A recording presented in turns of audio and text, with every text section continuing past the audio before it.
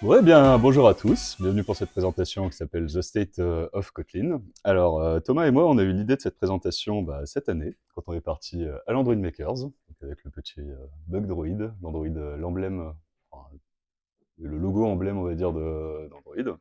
Donc, forcément, à l'Android Makers, on a parlé d'Android, mais pas que. On a parlé également de Kotlin. Alors, pour ceux qui ne savent pas Kotlin, qu'est-ce que c'est? Eh ben, c'est un langage de programmation qui a été créé par JetBrains. Donc JetBrains, leur produit le plus connu, mais pas que, c'est l'IDE IntelliJ IDEA. Vous voyez le logo ici. C'est un langage de programmation orienté objet et également un langage de programmation fonctionnel. Ça, j'y reviendrai un peu plus tard dans la présentation. Il est destiné à la JVM, en tout cas à l'origine, c'est pour ça qu'il avait été créé, et surtout pour combler certaines limitations qu'il rencontrait en utilisant Java, notamment. Et la version 1.0 est sortie en 2016. Le langage est open source, donc là ici vous avez le lien du repo si vous voulez voir comment Kotlin est fait, c'est sur GitHub. Si on reprend un petit peu au niveau de la frise, les premiers développements ont commencé aux alentours de 2010-2011. En 2012, le langage est passé open source. Ensuite, après, il y a un Gradle plugin. Donc Gradle, c'est le moteur de compilation, donc c'est quelque chose qui est très similaire à Maven. Pas que, mais en tout cas, ils font le même but, moteur de compilation, qui était sorti, la bêta en 2015 et en 2016, la version 1.0 qui est sortie. Et ensuite, après, les versions ont continué à suivre leur cours. Là, actuellement, nous sommes en version 1.9, si je dis pas de bêtises, 1.9.20, très exactement. Donc voilà, un petit peu par rapport au langage. Donc, quand on crée un nouveau langage, on a des philosophies des philosophies qu'on veut mettre en place et des choses qu'on souhaite résoudre, des problèmes qu'on souhaite résoudre. Chez Kotlin, il y en a 4. La première, c'est le pragmatique, donc le pragmatisme. L'idée, c'est pas de réinventer la roue, mais de prendre vraiment ce qui marche dans les autres langages. On peut citer C# en inspiration. Il y a aussi le langage Nice dont j'avais entendu parler. En tout cas, je ne connais pas personnellement, mais il y a eu pas mal de concepts qui ont été repris de Kotlin. Autre chose aussi, concis. Donc l'idée par rapport à la concision, c'est d'écrire le moins de code possible par rapport à un équivalent Java. Ça, vous verrez que vu que c'était à destination de la JVM, je ferai beaucoup de parallèles avec Java. Aussi en lien avec le quatrième point, l'interopérabilité. L'idée, c'est que vraiment, un projet Kotlin, on peut appeler du code Java sur un projet Kotlin, on peut également aussi appeler du Kotlin sur un projet Java. L'idée, en fait, c'est que JetBrains, quand ils ont mis en place Kotlin, ils avaient beaucoup de projets en Java et pas forcément l'envie de tout réécrire. Donc c'est pour ça que dès le début, au niveau du langage, ils ont voulu mettre en avant l'interopérabilité. Et je reviens sur le troisième point, robuste. L'idée, la principale erreur en Java, c'est le null pointer exception. L'idée, c'est de mettre des mécanismes dans le langage pour pouvoir justement éviter tous ces exceptions, enfin les null pointer exception en l'occurrence. Petit instant anecdote, le nom Kotlin, savez-vous d'où il vient?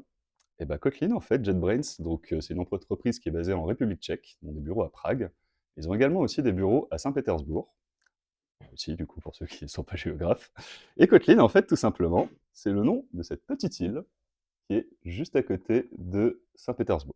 Si on voit ici par rapport à la carte ici, donc Saint-Pétersbourg et Kotlin qui est juste à côté. Kotlin avec un E en l'occurrence par rapport au langage qui s'appelle Kotlin tout court.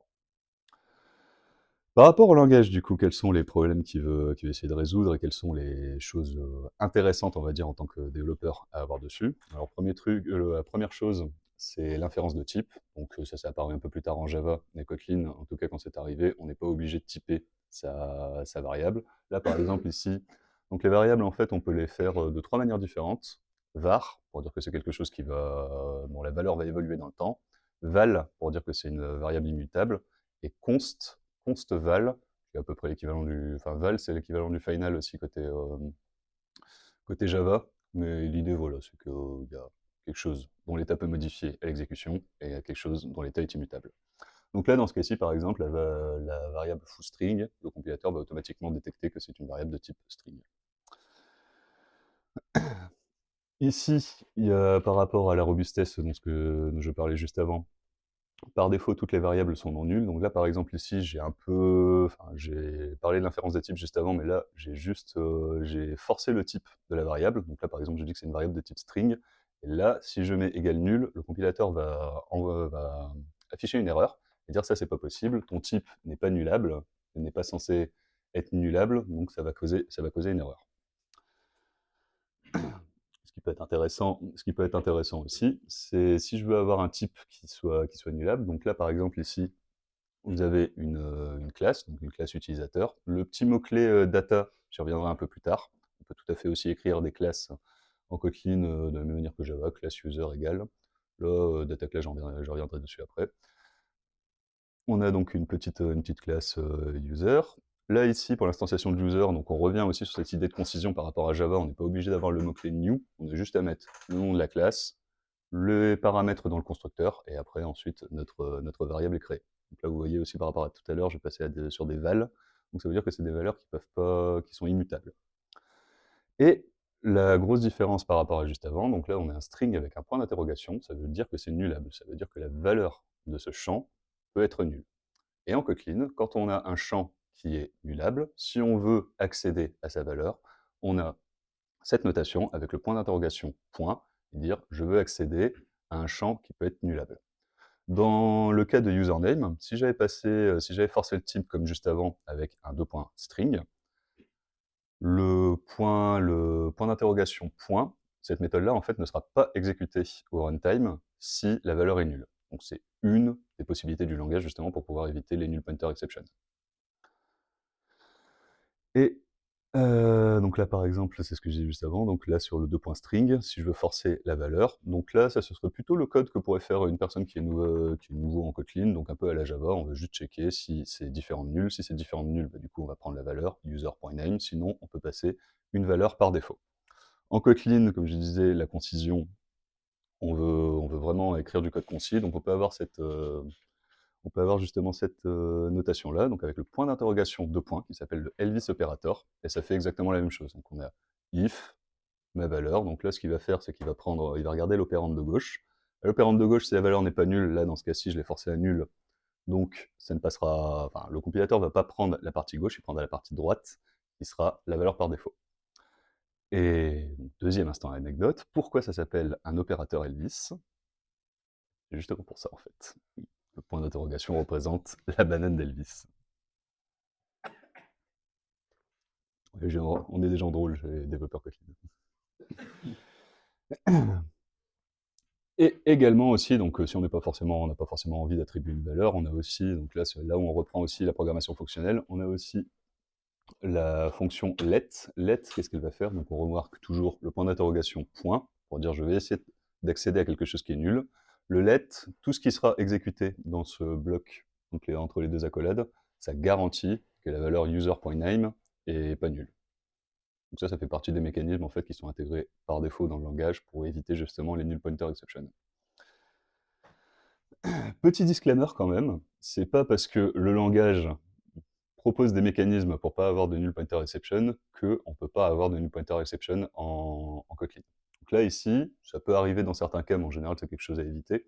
Donc là après le user.name, vous voyez qu'on a un nouvel opérateur qui est deux points d'exclamation, ça veut dire que je veux forcer la lecture de cette variable, et là dans ce cas-ci, ça causera une null pointer exception, parce que comme vous voyez, le premier paramètre de ma classe user est à nul. Donc je vais essayer de lire quelque chose qui est à nul et de le mettre dans une variable dont la valeur n'est pas nulle, justement, et donc ça causera une exception.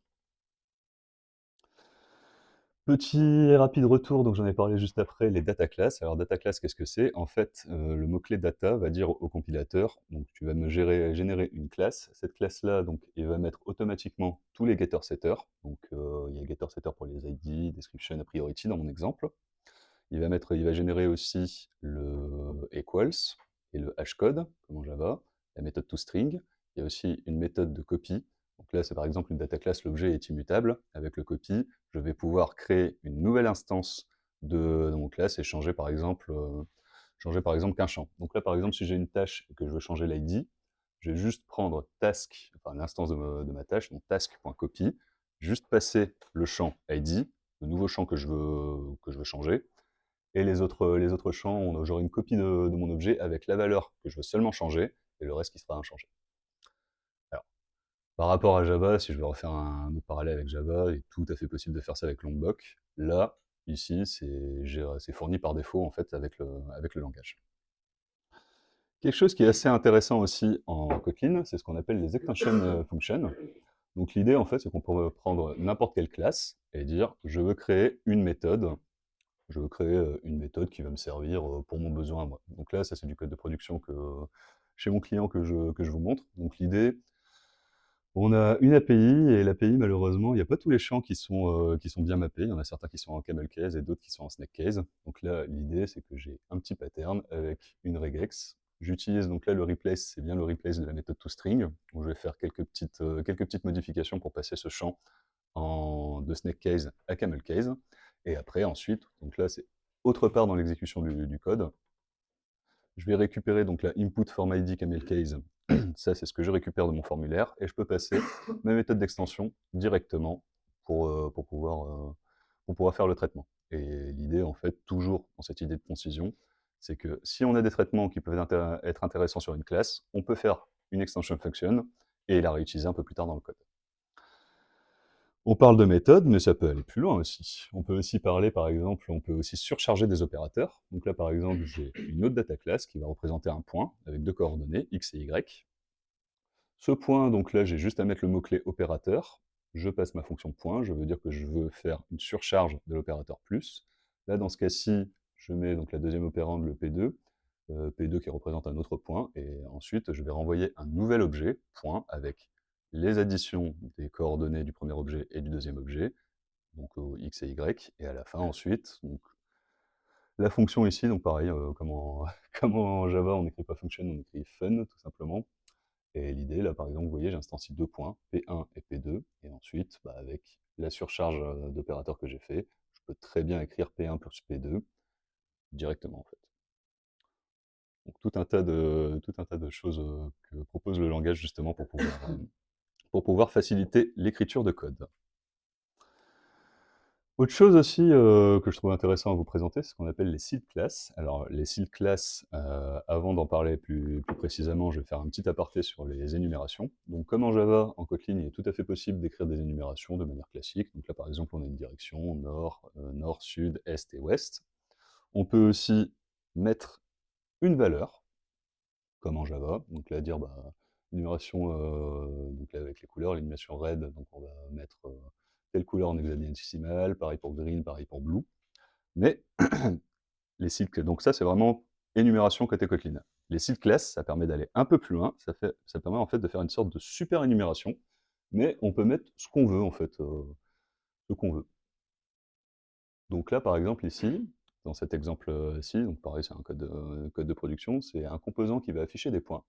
Le composant en fait est implémenté dans l'application, il peut avoir trois états. Donc là c'est pour ça qu'on l'a appelé UIState. Donc il y a un premier état qui va être loading, donc ça veut dire que je vais charger des données. Là, dans ce cas-ci, je vais faire un appel à un web service. Le deuxième état, success, où je vais récupérer la valeur des points d'un utilisateur, ou failure, une erreur s'est passée, et du coup, je vais récupérer donc throwable, c'est l'erreur qui a été générée par le web service dans ce cas-ci.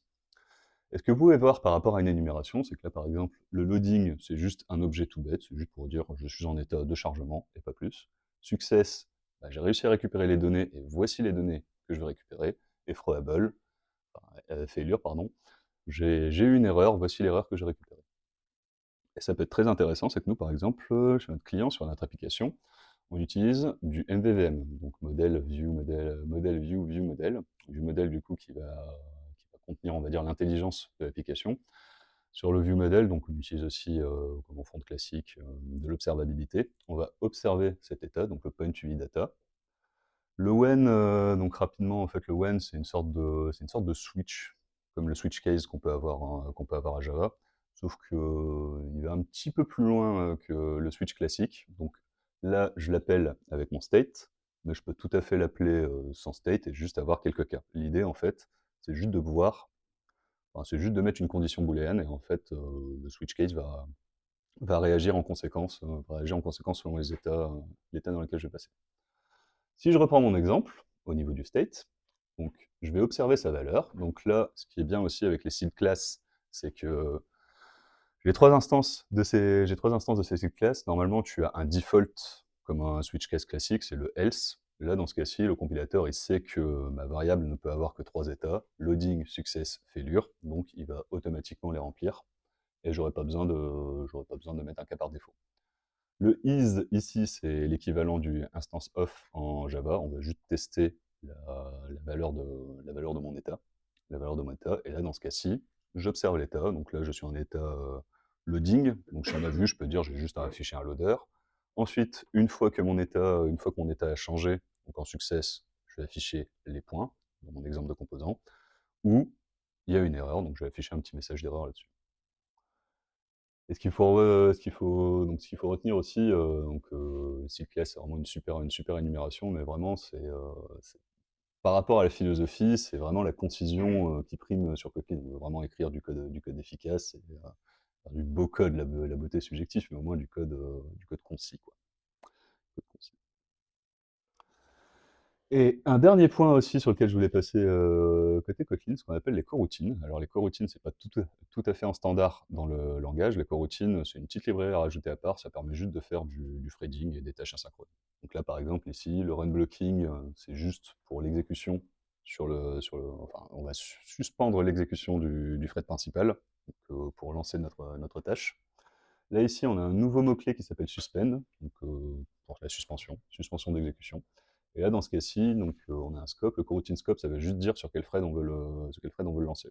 On peut avoir le main thread classique. On peut avoir aussi le dispatcher IO pour input-output, dire voilà, j'ai des tâches qui vont prendre du temps et que je préfère exécuter en arrière-plan pour pas consommer trop de ressources sur le thread principal de l'application. Et là, dans ce cas-ci, donc là, je vais juste lancer avec un délai de 1000 secondes. Donc, au niveau de l'exécution, on arrive ici, on va afficher hello. Puis ensuite, une fois que les 1000 secondes sont passées, là, on va afficher le word. Un petit exemple assez basique, mais l'idée, c'est juste de dire que ce qu'il faut retenir, c'est que c'est tout à fait possible de faire de l'asynchrone et des tâches en exécution parallèle assez facilement en Kotlin. Je me suis arrêté sur quelques spécificités, on va dire, importantes de Kotlin. Il faut savoir qu'il y en a plein d'autres. Donc ça, la source, c'est directement sur le site Kotlin Lang, donc, ce que fait Kotlin par rapport à Java. Si vous voulez, vous pourrez les regarder sur le site quand on vous passera les slides, si jamais il y a d'autres choses et vous voulez aller plus loin. Donc, on a parlé du langage, quelles sont les spécificités.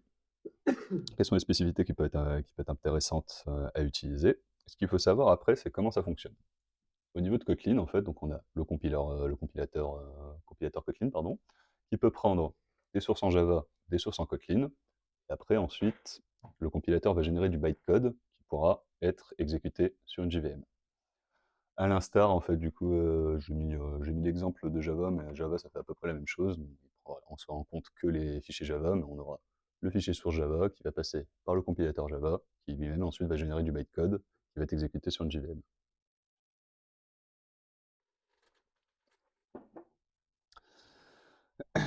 Alors, ce qu'il faut savoir après, au niveau de Kotlin, c'est que Kotlin, au niveau du taux d'adoption de Kotlin, ce qui a vraiment qui a poussé les développeurs à utiliser Kotlin, c'est l'annonce de Google à la Google I/O, la conférence des développeurs Android, enfin, la conférence des développeurs Google, qui se tient en mai, si je dis pas de bêtises. En 2017, en tout cas, ils ont annoncé qu'il y avait un support de Kotlin pour Android, puis 2 ans plus tard, ils ont annoncé que Kotlin devenait le langage de référence, enfin le first class langage, pour faire des applications Android. Ce qui est très intéressant pour nous, développeurs Android, parce que développeurs Android, en fait, la version de Java est intégrée dans Android directement. Ce qu'il faut savoir, c'est que pendant longtemps, on a été bloqué à Java 6, Java 7 même. La dernière version, c'est Java 8 a commencé à arriver avec Android Marshmallow qui est sorti il y a environ 6 ans. Donc, vous connaissez l'évolution de Java, il y a quand même des choses assez sympas et inspirées aussi d'ailleurs de Kotlin qui sont arrivées. Pour un développeur Android, devoir juste cibler son application pour une portion des utilisateurs pour pouvoir utiliser les nouvelles fonctionnalités apportées par le langage, ou se dire je vais je vais rester sur un vieux langage pas moderne, mais je vais cibler tout le monde. Là, au moins, Kotlin, ça a l'avantage de pouvoir combiner les deux, avoir un langage moderne, donc, et pouvoir cibler tous les utilisateurs Android. Vous parlez aussi côté JVM, et côté JVM, on peut aussi faire des API. Donc là, en pêle-mêle, côté serveur, donc Spring, en 2017 aussi d'ailleurs, a annoncé un support de Kotlin pour leur framework Spring et Spring Boot. Ktor également, donc c'est un framework qui permet de faire des API, enfin des back-ends qui est poussé aussi par JetBrains, qui est en pure Kotlin aussi celui-ci. Quarkus, Vertex et Micronaut ont aussi également annoncé un support de Kotlin.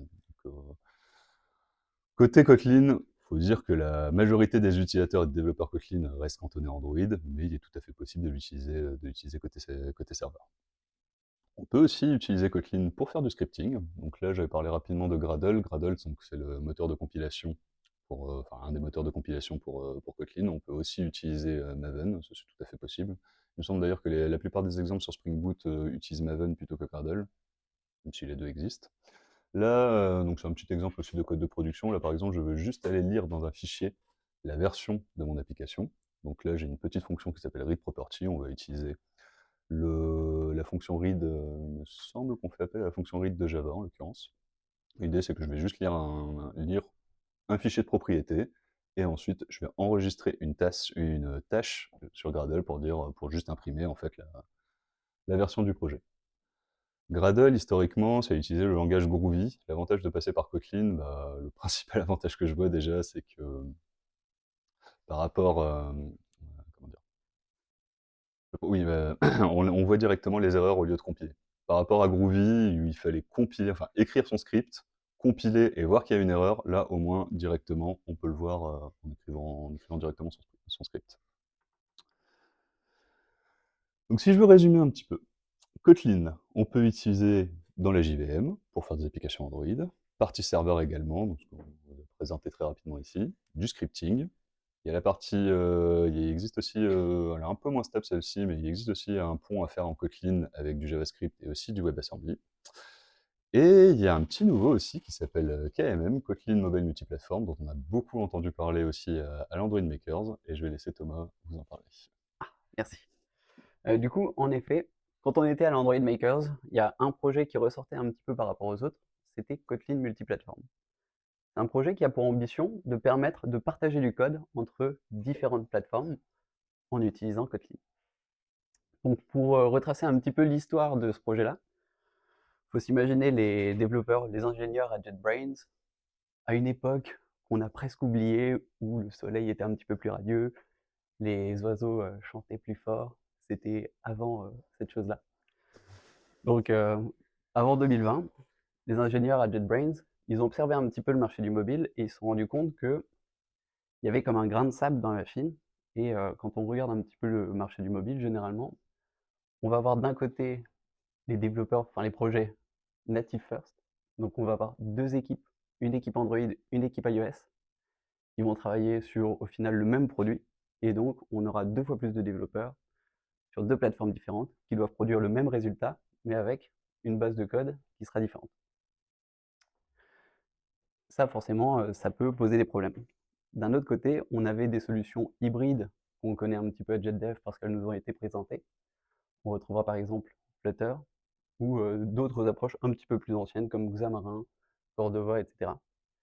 Et là, le principe, c'est donc de sortir du natif, de passer sur un framework où on va développer notre code, et ce code-là sera compatible avec les deux plateformes. Donc nos ingénieurs j'allais dire pardon, j'allais dire JetDev, JetBrains, ils ont observé cette situation et ils se sont dit, nous, potentiellement, avec le Kotlin, on peut apporter une nouvelle approche qui va être celle de la modularité et de la modularisation un petit peu du code et de ce qu'on peut partager. Donc ça a drivé le développement de Kotlin multiplateforme, qui s'intéressait au début aux problématiques mobiles, Android et iOS. On a donc une première version de Kotlin multiplateforme qui est sortie le 31 août 2020 et qui adressait, comme je viens de le dire, la compatibilité d'Android vers iOS. Kotlin était déjà le langage utilisé en Android, donc ça paraissait naturel de chercher à le développer côté iOS. Et par extension, on a pu aussi rendre nos projets compatibles avec du web, du desktop, donc les clients lourds, Linux, Mac et Windows. Et on avait du code côté serveur qui était déjà développé en Kotlin, donc pourquoi pas le partager avec d'autres plateformes. Au niveau de la philosophie, on retrouve cette envie de pouvoir partager une partie du code qui est celle choisie par les développeurs. On n'est pas obligé de redévelopper tout l'applicatif pour pouvoir se rendre compatible avec d'autres plateformes. On peut sélectionner ce qu'on va pouvoir partager et ça, c'est aussi plus doux dans l'approche parce qu'on n'est pas obligé de redévelopper toute son application, sur un nouveau framework. Au-delà de ça, KMP veut proposer une expérience native. Donc nos développeurs qui étaient déjà en place, eux, ils ont l'habitude de leur plateforme. On ne veut pas leur faire apprendre quelque chose de nouveau, on veut venir compléter les outils et rajouter des outils au-dessus de leur stack. Donc on s'adresse à des développeurs et à une expérience qui sera plus native. L'interopérabilité, elle va être transparente parce que ceux qui vont recevoir le module, ils pourront interagir avec ce module comme si c'était un module développé par leur plateforme pour leur plateforme. Ça a de nombreux avantages. Forcément, si on travaille tous sur la même base de code, ce sera plus facile à maintenir. On va réduire la duplication de code et on va fluidifier un petit peu le marché du mobile et l'écosystème du mobile qui nous pose problème. Au niveau des limites, et ça je l'ai expérimenté aussi en testant la solution, quand on va s'intéresser à plusieurs plateformes, on va se retrouver avec des configurations pour s'adresser à différentes plateformes. Et on se retrouve dans un enfer entre guillemets de configuration. L'une des principales limites qu'on peut avoir avec ce genre de solution, c'est que ça va être complexe à mettre en place, mettre en œuvre, même si avec les nouvelles versions, on va chercher à adresser ce point. Et de toute façon, on peut se rappeler que Kotlin, par nature, va chercher à être super interopérable. Et donc la configuration avec différentes plateformes, il le travaille. Si on regarde un petit peu un projet KMM, déjà, on va pouvoir en créer un. Il faut savoir que KMM, ils font beaucoup d'efforts pour intégrer des plugins à tous les IDE qui sont utilisés par les développeurs. Donc KMM a directement un plugin sur Android Studio, un plugin sur Xcode qui permet de démarrer un projet rapidement. Si demain vous voulez démarrer un projet avec KMP, pardon, qui target le web, pareil, on pourrait utiliser un wizard qui permettra de mettre en place facilement le projet. Là, par exemple, moi, je l'ai utilisé sur Android Studio. On peut voir que dans l'arborescence, on aura d'abord un répertoire Android App qui va contenir, du coup, un répertoire classique d'applications Android. Donc, si demain, je veux développer une application Android native, généralement, mon projet ressemblera à celui qui est dans la petite case verte. Pareil côté, merci. Pareil côté iOS. Donc là, on va retrouver le projet Xcode qui est le projet natif quand on veut développer une application iOS. Et on a un package shared. Dans ce package shared, on a Android main, iOS main et surtout le common main. Donc on va avoir un endroit où on va pouvoir développer du code pour le partager entre les plateformes et on pourra aussi avoir, donc ici à ce niveau-là, des implémentations spécifiques. Qu'est-ce que ça donne? Ça donne que si on veut builder une librairie pour Android, on va reprendre common main et si on a une implémentation spécifique dans Android, elle sera chargée pour la plateforme. Pareil pour iOS. Quand on va partager du code, potentiellement, on va avoir des problèmes de dépendance. On peut se retrouver avec, sur chaque plateforme, une implémentation différente, par exemple, d'une librairie qui nous permettrait de faire des appels réseau. On a une solution comme ça avec KM, c'est que si la librairie est développée en Kotlin, elle sera compatible et portable sur les deux OS. Donc par exemple, si je veux faire un appel réseau, je pourrais utiliser Kator, qui est une librairie dont on a parlé très rapidement tout à l'heure. On aura une implémentation dans Common Main, et cette implémentation-là pourra passer les appels réseau sur nos deux plateformes Android et iOS. Et si on veut une implémentation spécifique, aucun souci, on déclare une interface dans Common et on fait une implémentation spécifique sur l'OS cible. Très rapidement, je vais vous montrer une implémentation de code. Là, par exemple, on est dans Common, on a créé une classe Greetings qui a une fonction greet qui retourne un string, et ce string va être composé en fonction de la plateforme. Donc on voit ici qu'on a une interface plateforme qui retournera un name. On a l'implémentation de plateforme ici. Et donc dans le code, si je me place dans Android main, je vais pouvoir implémenter ma plateforme, qu'on a appelée ici Android Platform. Et là, je fais appel à une dépendance de la librairie Android native. On va venir importer android.os.build, ce qui va nous permettre de récupérer une variable système Android de notre projet Android. Pareil pour la partie iOS, on va pouvoir utiliser UIKit d'iOS et donc appeler des méthodes de la plateforme nativement. Donc notre greetings, si après on le porte sur un OS cible, il appellera directement les fonctions natives. Peut-être que je l'ai oublié, mais ici on peut voir que dans les implémentations de Android Main et iOS Main, on va retrouver des gestionnaires de dépendance des plateformes natives, donc on peut implémenter sa librairie sans souci. On a parlé un petit peu des solutions hybrides. Pourquoi? Enfin, quel serait un petit peu l'intérêt de KMM face à un Flutter? C'est dommage, on n'a pas Rémi aujourd'hui qui est notre expert Flutter. Et bon, peut-être que vous vous attendez comme ça à un duel acharné entre les deux, mais je pense que peut-être qu'on peut être amis, peut-être que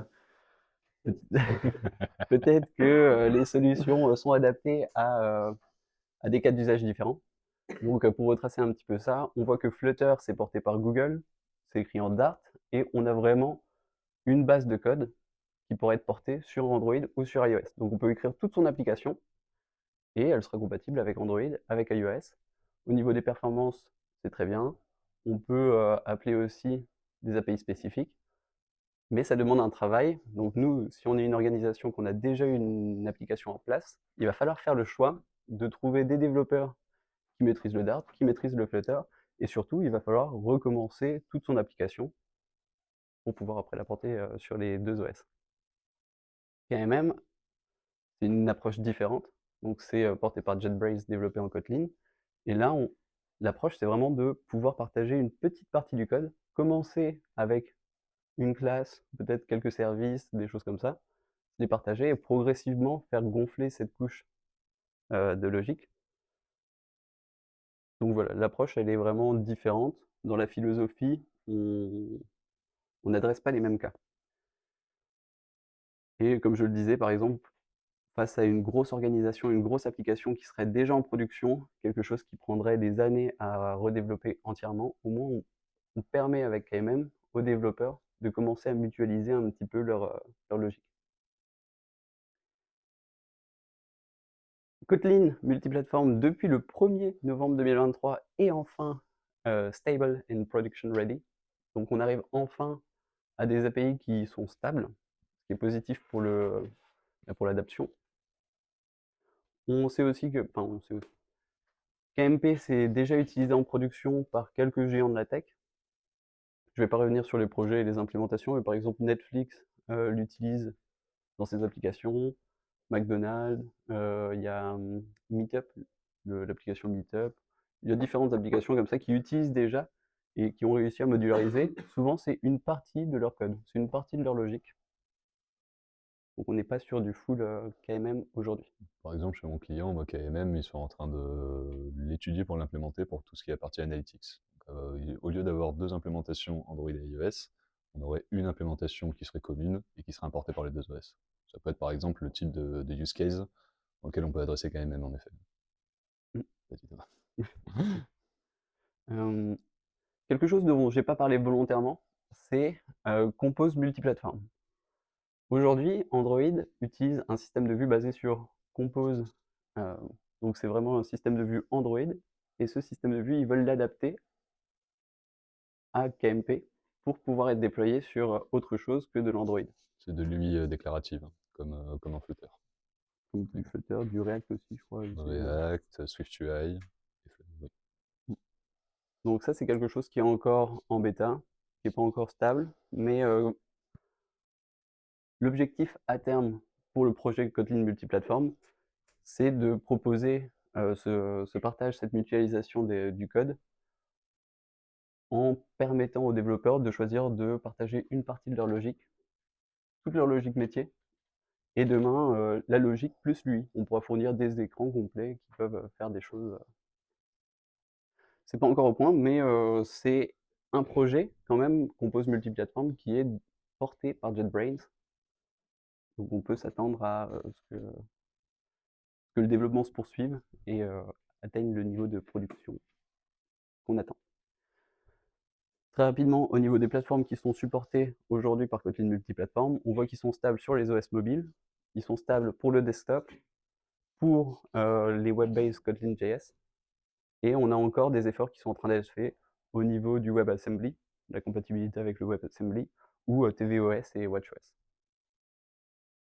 Donc on a quand même atteint un niveau de maturité qui nous permet de l'envisager dans des projets chez nos clients. Voilà, nous on était à l'Android Makers. On vous a mis par exemple une des présentations qui était, qui était proposée dans l'édition de cette année sur le sujet de Kotlin multiplateforme. Mais après, il y avait énormément d'autres sujets qui peuvent être très intéressants. Donc on vous encourage à aller voir les conférences de l'Android Makers qui sont disponibles sur YouTube gratuitement et à volonté. Faites-vous plaisir. Allez-y.